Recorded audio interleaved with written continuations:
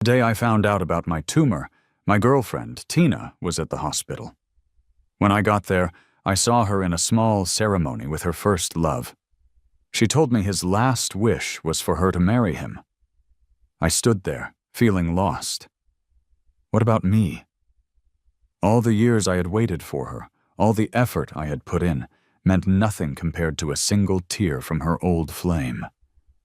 When Tina put the wedding ring on his finger, everyone in the room applauded.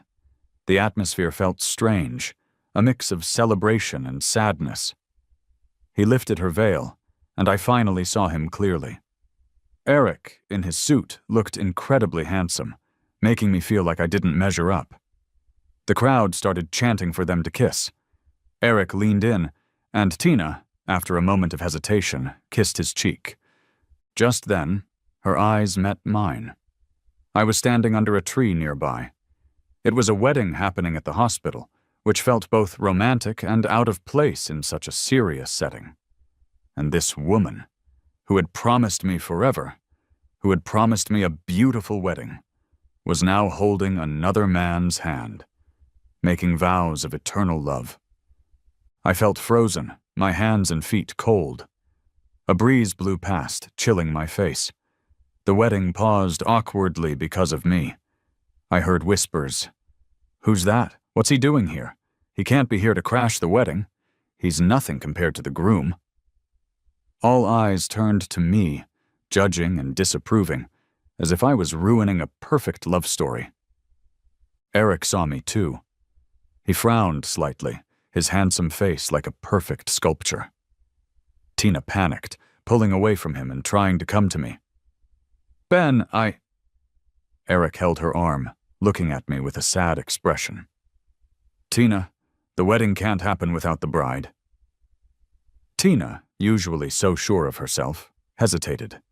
She looked at me, but her body leaned towards Eric. What was I even waiting for? Staying would only make things worse. She wasn't going to choose me. I turned and walked away. "Ben!" Tina called out, taking a few steps after me. But then chaos erupted as someone shouted, "Eric!" In the commotion, she didn't follow me. I didn't sleep at all that night. Tina didn't come back either. Our last message was still there. "Tina, when you're back, I have something to tell you." I never imagined she would surprise me like this. The day I found out about my tumor, my love was marrying someone else. I honestly thought she was on a business trip. I thought she was just too busy to reply to my messages. Turns out, she was busy getting married. She had turned all my waiting and dreams into a joke. I crumpled up the tumor report. It didn't matter anymore. When I first met Tina, she had just broken up with Eric. She was going through a tough time with her career and love life, and my timing was perfect. I offered her comfort. I encouraged her. It took 7 years, but I was there for her as she went from her lowest point to success. 7 years later, she said she wanted to marry me. I wondered if she felt grateful or guilty, but she said, "I don't know when it started, but my eyes settled on you, and I haven't been able to look away since." In that moment, I couldn't describe how I felt. She didn't know, but she had already made a mark on my heart a long time ago. I was the one always chasing after her. And on that day, my secret love finally seemed to bloom. I thought I finally saw the light at the end of the tunnel. I really believed that. But Eric's appearance shattered all my illusions. I was only fooling myself. She never forgot about him. As the last bit of sunlight faded, I decided to leave. Just as I finished packing, I heard a knock at the door. Tina walked in, looking exhausted. "Ben, that wedding doesn't count." I looked at her quietly, not saying a word. "Eric has ALS. He wanted to be a groom one last time." For a moment, I couldn't tell if her pain was for my lack of understanding or for Eric's declining health. But it was probably the latter. She rarely seemed upset because of me. When I saw him in the suit today, he asked me to go through the ceremony with him. Ben, I couldn't say no. A sadness I couldn't describe lingered in her eyes. "He's dying," I said. Say no. Did she really consider saying no? The smile on her face at the wedding didn't seem fake. She married the man she had dreamed of in her youth. When did he come back? I asked. Was it when we went to pick out rings? Looking back, there had been signs all along. That day she took a call. She seemed distracted. Usually so composed, especially with her career doing so well, she showed fewer emotions. But that day her eyes held a sorrow and urgency I couldn't understand. She said work had issues she needed to handle, and I believed her. Later she went on a business trip for a few days. After returning, she often seemed lost in thought. I tried to cheer her up during that time, genuinely believing she was going through a tough situation. I wanted to ease her worries, not knowing her concern was for another man. Those days on your trip, were you with him? I asked. She said nothing. She never felt the need to lie to me before, but she made an exception for Eric. Suddenly, I realized I might not know her at all. Yet her face, her calm eyes, her unfeeling lips were undeniably hers. I let out a bitter laugh. Tina, let's end this. She remained silent, standing in front of me, unmoving. Her lips tightened as if she wanted to speak but didn't. I pushed my suitcase, ready to walk past her and leave. She grabbed my wrist, her eyebrows furrowed. Ben! Her voice was hoarse. Don't go. I shook off her hand. I went to the hospital, got checked out, and scheduled surgery. Just as I got downstairs, I ran into Eric. He looked at me with a broad smile, confidently introducing himself. Hi, I'm Eric. He was into ballet, had a great physique and good looks. Standing next to him, the difference was clear. Back when Tina's career had failed, he had left her and gone abroad to study further. Just like that. Maybe we all crave what we can't have. What we can't get always feels the best. That's why Tina had thought about him all these years. And someone like me, who was always there for her, never really got her appreciation. I heard from Tina you're her fiancé, he said, chin up, lips slightly curved in a smug grin. He was showing off to me. So what if I'm the fiancé? Wasn't she the one who completed the wedding ceremony with him? Wasn't she the one exchanging lifelong vows with him? To him, I was just a joke. That wedding, I said, Tina should have explained it to you. I didn't want to talk to him much. My mouth tasted sour and bitter. She's not related to me anymore. Arguing with a dying man wasn't my style. I wasn't that desperate or low. Whatever he wanted, let him have it. I walked away quickly. Eric seemed like he had more to say, but when he tried to catch up, he fell. That's when Tina showed up. The situation made her frown a bit. She hurried over to help Eric gently, like she was worried she'd break him. When her eyes met mine, they became sharp and accusing. Ben, Eric is a patient. Yeah, he's a patient, so she can spend the whole night with him without explaining anything, leaving me home to overthink. The next day, she just threw out a few meaningless words, asking me not to leave. I was never her priority. I didn't do anything. It's your husband who tripped. I emphasized husband in a mocking tone. Her brows furrowed tighter, probably because of my attitude. I had always been patient with her. For years, I had hardly shown any anger in front of her. Truly pathetic. Eric looked apologetic, though the smile in his eyes grew. I fell on my own. It's got nothing to do with Ben. Tina, you know sometimes I can't control my movements. At that moment, I realized Eric was naturally proud and didn't need tricks. He just had to show a little vulnerability, and Tina eagerly rushed over. She never got over him, and she didn't blame him for leaving her. Before, in the face of life and death, old grudges seemed trivial. At his words, Tina paused, meeting my eyes, at a loss for words. Eric took an orange from her hand, sounding relaxed. All right. You two must have a lot to talk about. I'll head back to my room. You guys chat." That's when I noticed the orange Tina had peeled. Perfectly clean. Funny thing, I love oranges, but Tina doesn't. When we first got together, she took me to meet her friends. Introducing me made me feel secure. Back then, I didn't fully know her likes and dislikes. I tried to connect with her, offering her a slice of orange cake. She froze, her lips tightly shut. The atmosphere was silent for a moment. Her friends looked at me. Sweat formed in my palms. Was I doing something wrong? Did I upset her? Someone chimed in. "Tina hates anything orange-flavored, dude. You didn't know? Drink up as a penalty." The mood quickly lightened up, but I still felt a little down. One time when she was drunk, Tina finally told me why.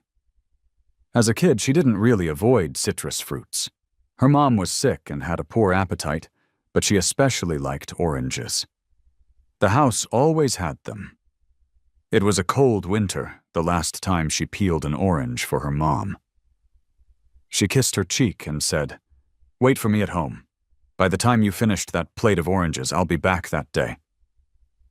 Tina waited until the last streak of sunset faded, waited as the snow piled up, reaching her ankles, until finally someone said, "Tina, your mom drowned." Her mom died in that winter when she got a bit older. Tina learned her mom didn't really love oranges all that much. Her mom was sick, and oranges were cheap and brightly colored, a necessity in the face of illness and life's hardships. Tina's voice caught. After that, I never touched oranges again. That night, her tears were hot as they rolled onto my skin. They made me cry, too. I knew oranges reminded her of her mom, of a tragic, helpless childhood. So later on, I hardly ate them myself. Even citrus-scented perfumes were stashed away, never to be brought out again. Until this moment, seeing that orange in her hand, I finally realized Tina had grown strong enough not to shun them. But I couldn't be her exception. She never cared about what I gave her. She never really knew what I liked, but she knew Eric liked oranges. Any sad memory, any unpleasant past could be set aside for his preference. Tina looked at him worried. Need a nurse? Her concern for him was always obvious. Eric shrugged, smiling brightly. "I can walk back myself, Tina. You guys talk." Tina turned to me. "Ben, where did you move to?" A loud crash interrupted her. Eric hadn't gone far and fell again. Before Tina could finish speaking, she turned and rushed to him. I stood there watching her face full of anxiety, watching her frown deeply over the scrape on his arm. She said, "I warned you not to do it alone. Must have hurt, huh?" The tone wasn't harsh. It was more like playful banter. She asked, "Can you still walk?" Eric shook his head, so she helped him up. They walked away in the opposite direction. Eric held onto her arm, turned his head to look at me, and flashed a big smile. His smug look said 3 words. "I won." He used the same trick again, dumb, but it worked like a charm. My stomach churned. I spun around and made a dash for the bathroom at the end of the hallway, throwing up like there was no tomorrow. After a long while, Tina finally... "Ben, what are you doing at the hospital? Are you feeling okay?" Did she send that a bit too late? She forgot to ask yesterday, too. Why was I even at her wedding? I shook my head and chuckled bitterly to myself. Then, I blocked her on everything. Tina found out about my tumor eventually. Mike looked sorry for me. "Ben, I'm really sorry. I swear I'll have a talk with Wendy when I get back." But Wendy on the other end said, "Ben, you two have been through so much together. Give Tina a chance, and maybe the baby too." I cursed and snatched the phone from his hand, yelling at Wendy. "What Tina did was unforgivable. Ben's too nice. If it were me, I'd snap her arm off and let her and Eric live as 2 happy cripples." It's funny how things turned out. Mike's my buddy, Wendy's Tina's childhood friend. We helped set them up, you know. Only took 2 years for them to tie the knot. They just picked up their marriage license, just need the ceremony now. Meanwhile, Tina and I, 7 years, and it ended like this. Tina showed up, though. She ran over, sweating like crazy, looking worried sick. Seeing me still outside the operating room made her breathe a sigh of relief. She pulled me into a tight hug, like she'd lose me if she let go. Ben, I messed up. Please don't do anything rash. Let's just talk it out, okay? There was a faint smell of smoke on her. Tina's dad died of lung cancer, so she rarely smoked. She'd only light up when she was really stressed. These days, she'd been running around searching for doctors and treatments for Eric. Even people came asking me about it.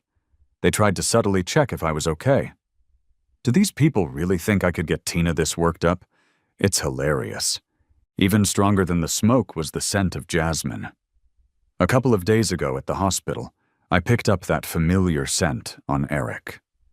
Suddenly, it hit me. It was our 2nd year together, our 5th year knowing each other. Her dad had just passed, then the company hit a financial snag. Tina couldn't sleep a wink those nights. I was worried sick, so I had the doctor prescribe some herbal medicine to calm her nerves. Took half a day off just to brew it for her. That day, I sat by that pot of soup, waiting. Waited late into the night, only to hear, "Ben, I need some space. Going out for a bit. No worries." She came back days later with that jasmine scent on her. Turns out she'd gone to Eric. He was her only emotional anchor. The real kicker? When I asked about the scent, she handed me a bottle of perfume. "A gift for you. The salesgirl let me try it. I thought you'd like it." Even when she went to clear her head, she remembered to bring me something. Made me think she loved me a lot. Wiped away all the fights we'd had. Our relationship took off after that. She'd stick close to me, nestled in my neck. Too bad it took until now for me to get it. She didn't really like me much, just the jasmine scent I carried. Without knowing, I'd become her stand-in for Eric, a poor substitute. Aside from the scent, we had nothing in common. I pulled away from her hug and slapped her hard. She stood there in shock, holding her cheek, at a loss. Mike looked at me. "Ben, what are you doing?" I covered my mouth and ran back to the bathroom. I threw up hard, like I was trying to hurl out my guts. Mike handed me a bottle of water, patting my back to help. "Why are you throwing up like this? You really got it bad." Tina stood at the doorway, a bit of concern slipping from her eyes. Her pale cheek bore the angry red mark of my hand. I glared at her. "You know how much you disgust me. That perfume you picked, you did it deliberately, right?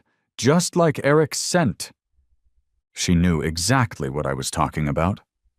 Her face went white as a sheet. What the hell was she thinking while doing all this? Didn't she make herself sick too? "Ben, just listen to me. I didn't know any better back then. I thought it was the scent calming me down. Later, I realized it was you. Ben, I really do want to marry you." I scoffed. "Sure, 2 choices. You either get Eric out of our lives for good, or it's over between us, and I never want to see you again." Tina froze. Seemed like she was really thinking about it. Mike shouted, "What's there to think about? Ben, obviously you've known each other 7 years, together for 4. Did you forget all that?" But Tina didn't seem to see it that way. She murmured, "But he's dying, Ben. He's dying. He's a ballet dancer with ALS. Do you know that kind of despair?" Her words felt like a mockery. Eric just lost a life, but I lost love. How ridiculous. "Tina, you're my girlfriend. Do you feel sorry for him? Sorry enough to marry him? Sorry enough to ignore my feelings and run to him over and over? Do you pity him? Or are you still not over him? Can you even tell the difference? Using his illness as an excuse to cover up lingering feelings, stubborn like a rock." Tina didn't say anything else. She just clenched her fist so tightly her knuckles turned white, but she still couldn't give an answer. Then, a ringtone shattered the dead silence. Tina pulled out her phone.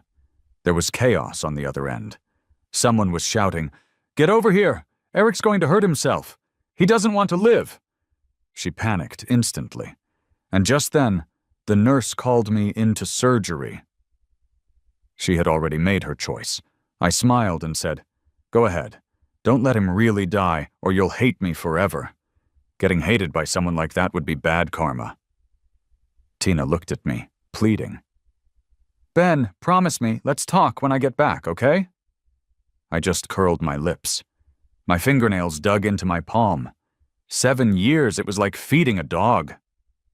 Another phone call, urgent again. Mike angrily said, "Tina, do you even have a conscience left?" Her face showed visible anxiety. She was really scared. Scared that Eric might actually jump off a building. Mike was furious. Eric is just a manipulator. Can't you see that? Of course she could see it. Tina wasn't dumb. She was enabling him, afraid of that tiny chance he'd go through with it. "Ben, please wait for me. We'll decide when I'm back." I said nothing. She turned to Mike. "Mike, I beg you, don't let him go in." Mike snapped, "Handle it yourself. Are you even a woman?" I told her to wait. Then, I twisted off the bottle cap and poured the rest of the mouthwash water on her head. "Tina, we're done. Don't come looking for me." Drops trailed down her face, dripping to the floor. Looked pretty dumb. The water stung her eyes red. She stared at me, whispered, "Sorry," and watched her run away. I felt like such a failure. Mike stomped his foot. "That wicked woman." Then he asked, "Ben, are you okay?" "I'm good. I knew she wouldn't choose me. Even if she did, even if Eric got completely out of our lives, we couldn't go back. What's broken can't be fixed." When I woke up, Wendy was there too. I suddenly remembered something. "Wendy, I've got 2 rings in my bag. Can you return them to Tina for me? Those wedding rings were whatever. Tina wasn't even thinking when she picked them. Too hung up on Eric. I don't need them." Wendy nodded and left. Mike sat beside me. "Ben, Tina's not worth it." I knew the tumor news about me was something he deliberately leaked to Wendy. 7 years. Letting go is easier said than done. He thought it was just about Eric that caused a misunderstanding between me and Tina.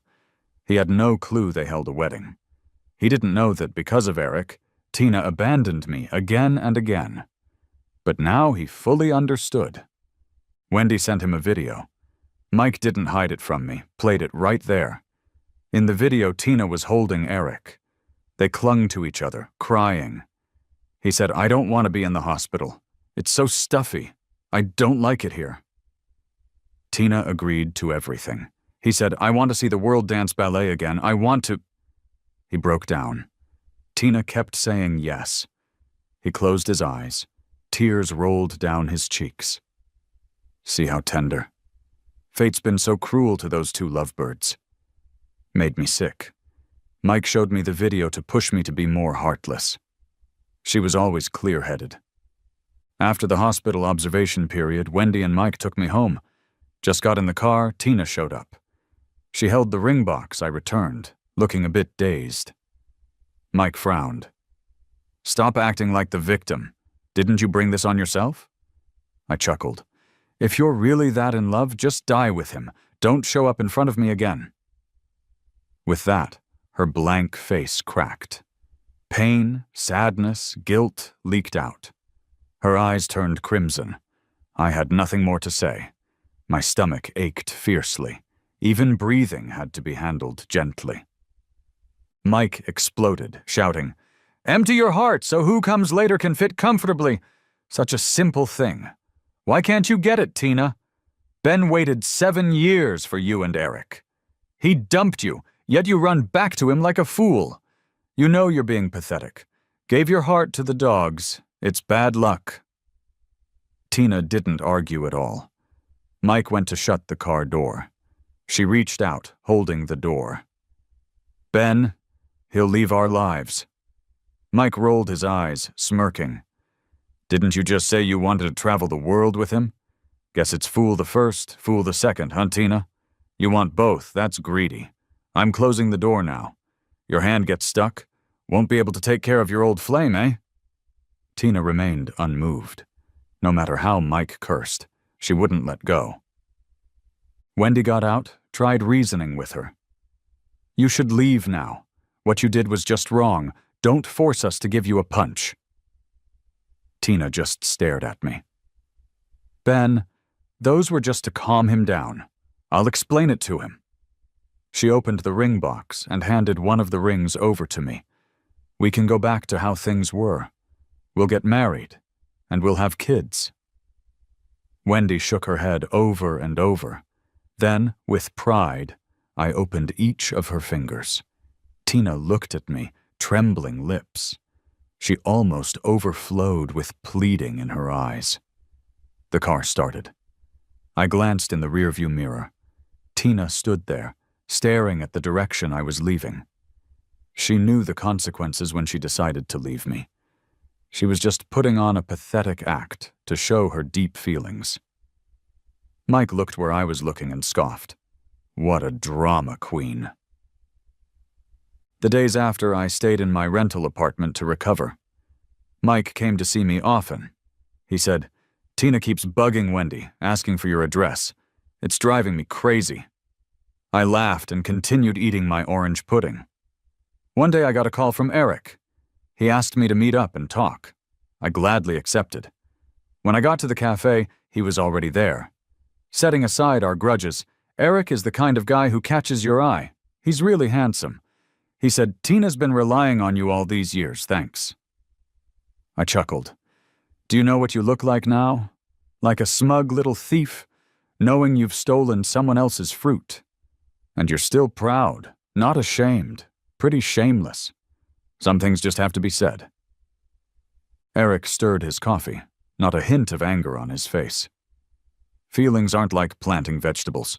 I'm dying, so I'm dropping everything to reclaim her. You can only blame yourself. I gave you 7 years, and you still couldn't win her heart. He said that chin up with a bright smile, acting like a victor. He truly believes that his death will keep Tina's love forever sealed. He thinks he'll be the indelible mark on her heart. Irreplaceable. I laughed at his naivety. You're dying. What can you hold on to if you're that skilled? Tina should refuse to marry anyone else, even follow you to the underworld. Eric, I know the living can't compete with the dead, but after you're gone, can you guarantee she won't meet someone else like you? He knows better than me how exceptional Tina is. Beautiful, wealthy. She's bound to attract endless suitors. Eric's smile froze on his face. I continued stirring the pot. Want to bet after you die, she'll beg me to take her back? He didn't just meet me to flaunt his victory, he's scared. Tina's been asking around about me lately, even changing numbers to call me. He must know all this. He came to test my stance, to disgust me, to make me give up for good. Too bad I moved on from that mess long ago. I smirked and said, if I don't take her back, do you think she'll pine for someone dead for years? Or crave for me who's right in front of her, unreachable? I took a sip of coffee. Pretty bitter. Eric, you know better how twisted Tina can be. Is it that she can't have you, or is she deeply in love? He pressed his lips, silent. Seems like even he isn't sure. Die gracefully in her arms. Maybe she'll remember you for a few more years. Leaving him with that bit of advice, I got up and left. He was like a withering rose, desperately soaking up love from others as he neared death. To prove his existence, to highlight his significance, quite pathetic. They can continue their epic, soulful love story. It no longer concerns me. After some time recovering, I accepted a headhunter's offer and joined a new company. This city isn't too big or too small, but big enough to avoid running into people you said goodbye to. It was kind of silly when Tina and I first got together. I quit my job to help her. Once her career stabilized, I went back to my field. Apart from emotions, it was valuable job experience, but it did throw off my career plans. Looking back now, it feels like I wasted true feelings on a dead end. Months went by pretty quietly. One day, Mike came over with an invitation. Their wedding had been postponed for various reasons, finally set in this winter. Mike asked, "Tina will be there too. Does it bother you? If it does, I'll tell Wendy to keep her away. Wendy's known Tina for a long time. They promised to be each other's bridesmaids. Can't let me affect the wedding." I shook my head. "Don't bother about me. This is your wedding. Do whatever makes you happy." Soon, the wedding day arrived. Tina, as a bridesmaid, followed closely behind Wendy in her white dress. She resembled how she looked when we first met. She probably doesn't remember, but I do. It was an autumn day. I failed the graduate school entrance exams, and job prospects seemed bleak. I sat at the pavilion on the hill behind my school, suddenly missing my mom. If she were here, she'd make me some braised pork. After I'd eaten, she'd encourage me to keep going, but she wasn't there. I stood on the hilltop, sorry for myself. For a moment, I wanted to throw it all away, jump off. That's when I saw Tina. Back then, she had just started her successful business, full of vigor. She stood beside me, seemingly casually said, "This is the best view in the school. You can see a rainbow." I looked where she was looking and indeed saw a rainbow, so breathtakingly beautiful. Suddenly, I felt relieved. The weight on my shoulders didn't seem so heavy anymore. It might have just been an offhand comment, but I held on to it for years. 3 years later, I met her again. Then 7 years of entanglement ensued. Unlike back then, she now looked weary. She saw me too. The atmosphere was lively, but she just stood there, unmoving, watching me. Her gaze was complicated. I turned slightly to help Mike adjust his collar, dodging her eyes. I carried Wendy downstairs. Wendy's place is in an old neighborhood, no elevators, just stairs. There were tons of people. A kid accidentally bumped into me. I almost lost my balance. Just as I was about to fall, Tina grabbed me. The moment we touched, I caught a whiff of smoke and jasmine. A familiar wave of nausea washed over me. Once steady, I pushed her away with effort. "Don't touch me." She stepped back a few paces, leaning against the railing to barely keep steady with her eyes down. She looked defeated, her expression quite hurt. Where she touched felt like goosebumps. "Then watch your step." Her voice was as gentle as ever. That tone makes it seem like we still had something going. I ignored her and turned to walk downstairs. When I got to the hotel, I noticed Eric was there. He was in a wheelchair, looking pale, all vulnerable as usual. He called softly, "Tina." Tina frowned slightly, but ran up to him anyway. Mike glanced at Wendy beside him. Wendy quickly distanced herself. "I didn't invite him." He looked at me.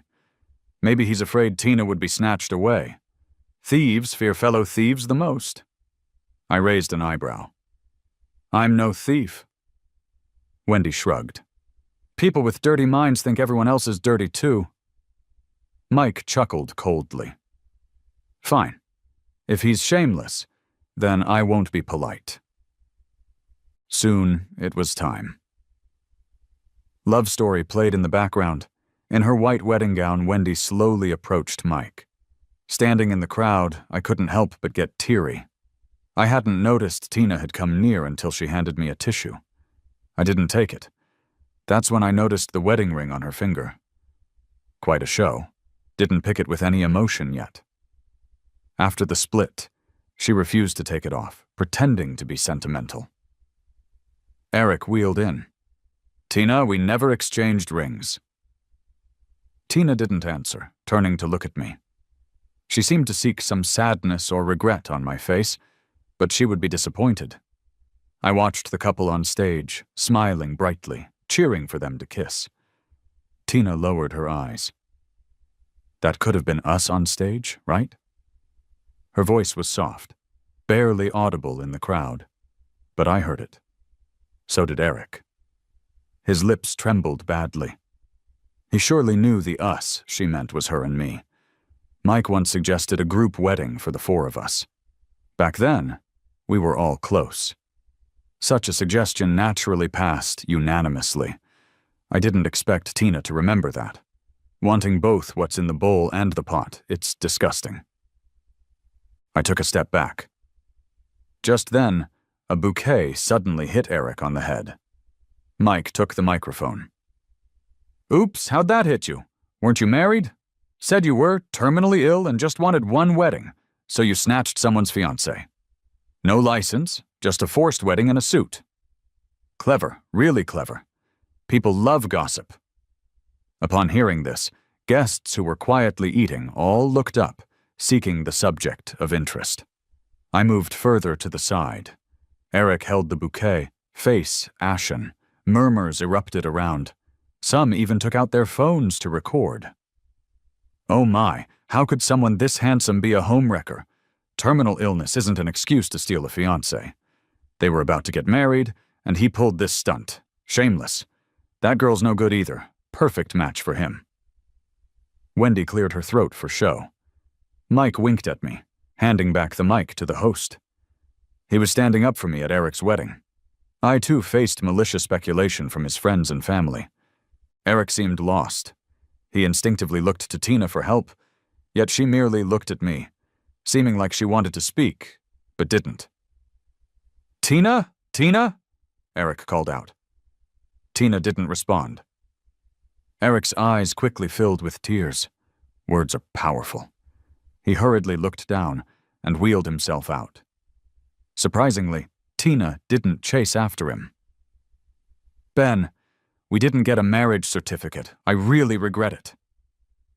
When someone is sick for a long time, even the most loyal person can falter, especially with a man who once abandoned her. Whatever resentment and unfulfilled love she had were likely long worn away. Mike teasingly said, "Aren't you going after him? Might throw a fit and threaten suicide again. I don't want the murder charges on me." Tina gave me a deep look and left. Wendy spat. "That Eric has no sense. Seeing him makes me feel unlucky." Mike hugged her and gently touched her belly. "Calm down, babe. Don't stress out the baby." Mike chuckled. "You should stay away from someone as clueless as Tina." All right. I'll listen to you later." I heard Eric vanished. Mike was eating cherries Wendy washed, looking all disdainful. "Still playing games, huh? He thinks he's something. The more he does, the more Tina will hate it." I chuckled. "He's not trying. He's scared. I heard that by the mid-stages of ALS, daily life becomes mostly unmanageable. He's scared Tina will see him at his worst. He wants to die beautifully as a nice memory for Tina. More than mutual pain, he wants her regret. That way she'd remember him longer. Looks like he listened to what I said at the cafe that day." Later, Mike told me more. Tina found Eric. Because of his depression and not continuing treatment, the disease progressed fast. Tina felt immense guilt and actually planned to travel the world with him, but her company couldn't stop. Before long, there was a new GM. Cold turned to spring, and spring to fall. Eric died that winter. Mike said Eric had it rough. If he hadn't pulled those stunts, I'd probably feel sorry for him. I thought for a moment, saying, "This isn't about being overly compassionate, it's just mutual understanding between people." Not long after, due to a poor decision, Tina's company took a big hit. She's in over her head right now. When Mike told me the news, he was grinning. That lousy company should have gone under long ago. How could it have done so well without my family's backing? I was reviewing project proposals on my computer and nodded repeatedly. Good thing I got out while I could. Eventually, Tina showed up. Honestly, she had already figured out where I lived a while back. One night, I woke up and went to the bathroom in the dark. For some reason, I glanced downstairs. I happened to see her standing outside my building. The dim light fell over her, making her look lonely. God knows how long she had been standing there. I quickly closed the curtain and didn't look again. This time she had lost a lot of weight. She seemed well put together, but there was a tiredness she couldn't hide. On her ring finger, she still wore that wedding ring. Ben, can I come in for a bit? I crossed my arms and stood in the doorway. If there's something you want to say, do it here. Seeing how firm I was, she didn't push. Ben, I miss you, she sighed, her tone world-weary. The day Eric died, I wasn't as sad as I thought I'd be. But every day without you is terrible. Look, Eric, do you still think you won? Tina fished out that men's ring again. Ben, I can't do this without you. How can I keep going? She really is naive. Back in the hospital, I didn't accept that ring, and I'm not about to now. I replied, "Oh, lost your first love, and now you remember me?" Maybe she was a little sincere in coming to me for help, but mostly I bet she's seeing my value and wants me to help her bounce back. She brought this on herself, can't blame anyone else. Tina frowned. Ben, don't be like that. That's not like you. I shrugged. Speak human to humans, speak dog to dogs. Mike and I have always been on the same page, but because I cared about her, I held back. But she didn't appreciate it. She sounded so sure. Those 7 years can't be so easy for you to move past. I shook my head with a smile. I've always been able to move on quickly. She's the one fooling herself. Tina, you think everyone is as fickle as you? She bit her lip and said, Eric and I never got the marriage certificate. I replied sarcastically, Why tell me? Want me to congratulate you for holding your ground by downplaying your love for him? You're just exaggerating your feelings for me, Tina. It's honestly a bit gross saying you can't live without someone. You probably said that to Eric too. If I agreed, you might say the same thing to the next guy. It's such a shame we got tangled up for too long. It wasn't until Eric came back that I saw her true colors. I started to close the door and said, Sorry, gotta go clean up. My girlfriend's waiting. Tina looked stunned. I don't believe you, don't believe it. I raised an eyebrow, thinking how ridiculous she was. Check out the one with the Lamborghini. Is my girlfriend taller, prettier, and younger than you? She really walked to the end of the hall and peeked out the window. Her face turned ashen with a thud. I shut the door. Over the phone, a new intern spoke up excitedly. Hey dude, when am I gonna get hired full-time?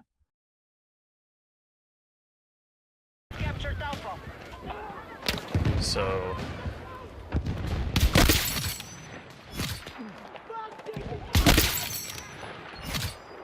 here we are.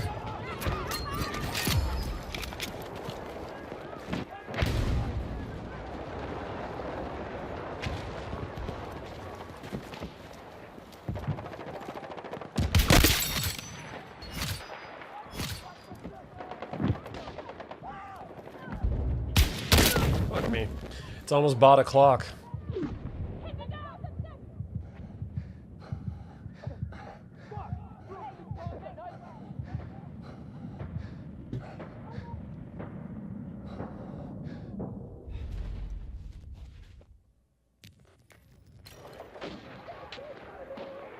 Let's pick some different music, different tunes.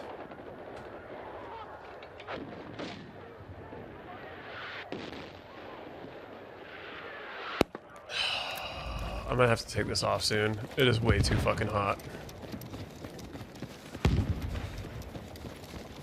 Feel like the heat coming up.